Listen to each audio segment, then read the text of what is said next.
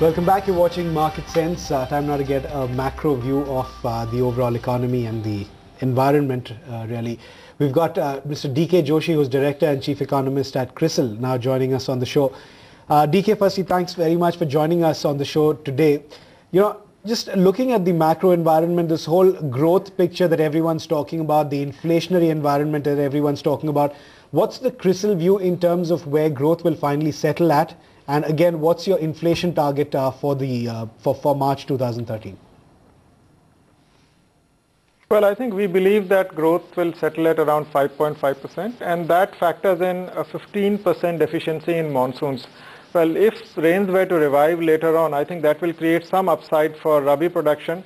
Right now, I think we are going with 15% deficiency for this season as a whole. So I think that shaves off about 70 basis points from our earlier forecast of 6.5%. So growth at 5.5%, and for inflation, we have a call of 8% on the average basis. So I think somewhere around 7.5 to 8% by March 2013. I think that's what we are going with currently. So what we have done essentially is lowered our growth forecast and raised our inflation numbers for the current fiscal.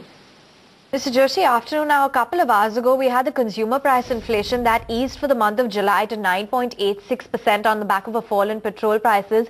The food prices for consumers accelerated to 11.5% from 10.7%. What do you make of these numbers, and where does that leave the Reserve Bank of India? Well, I think if you look at the inflationary scenario, clearly I think inflation is suppressed right now.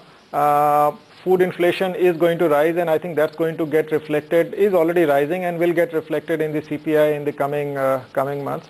As far as fuel is concerned, it's clearly suppressed. I think diesel prices, everybody knows, need to be raised, and I think PM's Advisory Council also talked about the dire need for raising diesel prices. And I think on top of that, I would say why inflation is suppressed is because the electricity prices have been rising at the state level, and I think these are yet to be reflected in our indices. So I think we'll see inflationary pressure go up in the next few months. Right now, DK, also, and as far as the central bank is concerned. Sorry, go ahead. No, I was saying as far as the central bank is concerned, I think for them, inflation is still above the comfort band, and I think they would not be moved by one-off movements in or lowering of inflation rate, unless I think there is a clear sense that this downward direction in inflation is sustainable, for which I think there's not enough evidence right now. So I would presume that the central bank would still be on hold. Sure. Now, DK, we are seeing a scenario where global crude oil prices are beginning to climb. There is, at the same time, this expectation that you will see QE action come out from either the US or Europe, or maybe both regions together. How do you believe the impact of that is going to play on inflation? And do you believe in that light, the 8% number that you spoke of could be slightly off the mark and that we could see a slightly higher number?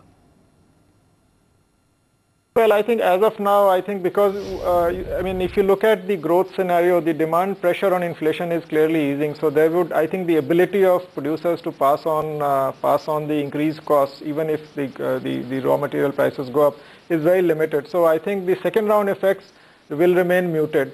So I think the first round effects, if the global crude prices rise, I think that or commodity prices rise, the first round effect will definitely be visible, but the transmission of that into the overall economy would be much slower because the demand scenario is weak. As far as the QE, etc. are concerned, I think they are going to keep the pressure on a